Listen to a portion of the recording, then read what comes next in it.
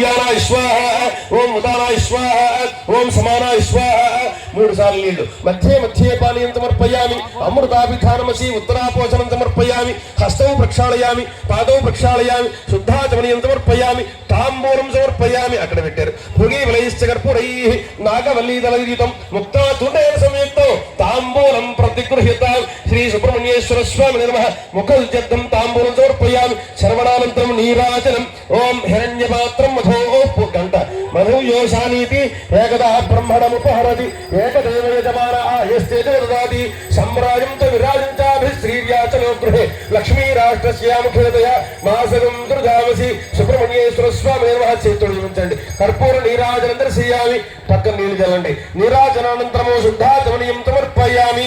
మీరు కళ్ళగద్దుకోండి. గురుస్వామి సుబ్రహ్మణ్యం దంబియే గురుస్వామి హారది గురుస్వామి ఇచ్చండి. సుబ్రహ్మణ్యం దంబియే ప్రకాష్ గురుస్వామి గారు మా స్వామి కళ్ళగద్దుకోవాలి. ఒక్కసారి పైకి చూపించండి హారతలాగా.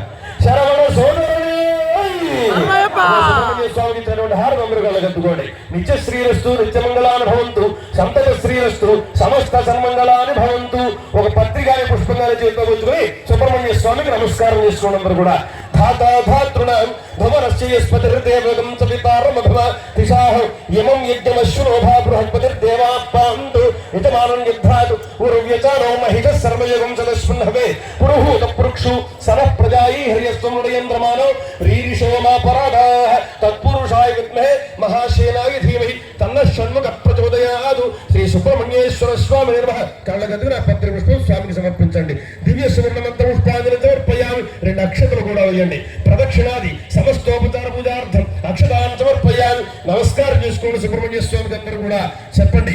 అన్యథా శరణం నాస్తి త్వమేవ శరణం మమ తస్మాత్ కారుణ్య భావేన రక్ష రక్ష సుబ్రహ్మణ్యేశ్వర స్వామినే నమో నమః. మీ మనస్సులో కొరకు తెలుసుకుని సుబ్రహ్మణ్య స్వామికి నమస్కారం చేసుకుని ఆయన దగ్గర పూజ చేసిన పత్రికా నక్షత్రాలు కానీ కళ్ళగద్దుకుని శిరస్సు మీద వేసుకోండి. సుబ్రహ్మణ్యేశ్వర ప్రసాదం శిరసా గృహామి సహస్ర పరమాదేవి శతమూలాశితాంకుర సర్వగం హరతు మే పాపం దూర్వా దుస్వప్రనాశిని. సుబ్రహ్మణ్యేశ్వర స్వామి ప్రసాదేన యజమానస్య అభీష్ట సిద్ధిరస్తు. సుబ్రహ్మణ్యం తంబియే. రెండవ పూజ చేస్తున్నాం మనం. రోజు కూడా 41 రోజులు ఉదయం సాయంత్రం సుబ్రహ్మణ్యేశ్వర స్వామికి. ఈ సుబ్రహ్మణ్యేశ్వర స్వామికి రెండవ పూజ చేయడం వల్ల ఈ చిన్ముద్రలో 2వ ఇల్లు కదా ఇది చెబుతోంది.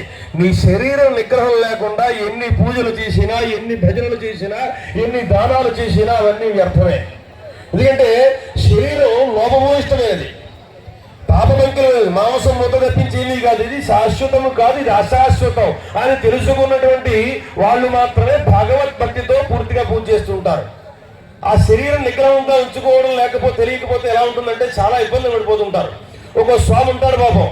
ఎందుకంటే శరీరం మీద విపరీతమైన మమకారం. ఇంకా ఈ శరీరం శాశ్వతం, దీన్ని సుఖపెట్టాలి, ఇది సుఖంగా ఉంటే చాలు, ఇది ఏమీ అక్కర్లేదు అని చెప్పి అనుకుంటూ ఈ మాలేసే ముందు రోజు వరకు కూడా శుభ్రంగా మిట్ట మధ్యాహ్నం 12 గంటల వరకు పడుకుని ఉంటాడు ఆ స్వామి.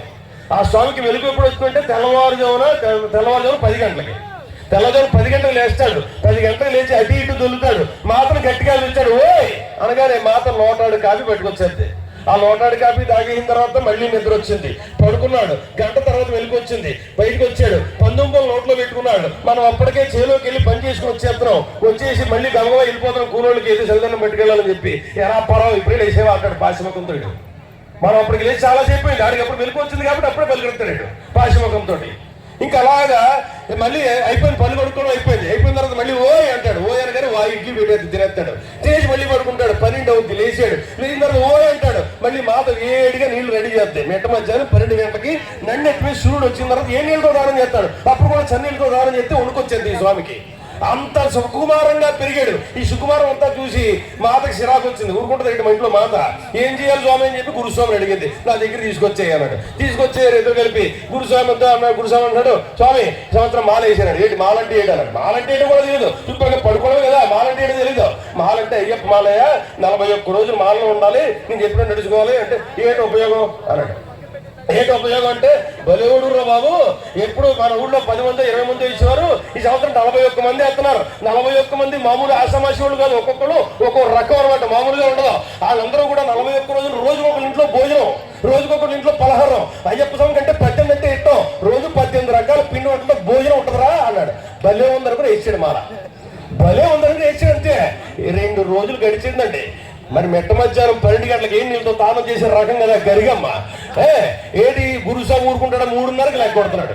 అయ్యో బాబోయ్, 3:30కి లెగాలా, పైగా 3:30కి లేచిన తర్వాత సన్నీళ్ళతో తానం చేయరా, ఇది ఎక్కడ కోలరా బాబు అని చెప్పి మా మాత గురుస్వామి కలిపి నన్ను గొంపలో డట్టి ఇట్లా ముంచేసారు అని చెప్పి కొత్తగా కోరుకున్న సోలాపూర్ చొప్పటి నెత్తి మీద మూసికేసుకుని పేటకూర మీద కూకుని ఉంటాడు. మనం అందరం లేచి స్థానానికి వెళ్తుంటాం, చెరువు దగ్గరకో కాలువ దగ్గరకో నువ్వు దగ్గరకో. రాజస్వామి రాజు వస్తాలు లేడు కదండి, ఇక్కడి నుంచి కదండి స్వామి, ఇక్కడి నుంచి కదలడం. మనం తానం చేసి తిరిగి వచ్చి, ఏ స్వామి ఇంకెక్కడ కూర్చున్నావు అంటే, అమ్మ బాబోయ్ అని చెప్పి పరిగెడతాడు. అది కూడా ఎందుకో పరిగెడతాడు అనుకున్నా, ఏదో భక్తితో కాదండి. తానం చేయకపోతే పూజ చేయలేరు, పూజ చేయకపోతే టిఫిన్ ఎట్టడం మాట, ఆ టిఫిన్ కోసమే వేస్తాడు. గబగబా లేచి ఆ తానం కూడా అద్భుతంగా ఉంటుందండి. మరి ఏంటంతో తానం చేసిన రకం కదా, ఒకటే బుడక లుంగి తడదు, కండువా తడదు, బుర్ర తడదు. ఖర్చీపు కూడా తడిపారేసుకోవడం చేత కదా ఈ స్వామికి. మాత అన్ని సదుపాయంగా చేస్తే గడిపేయాడు ఇంతకాలం.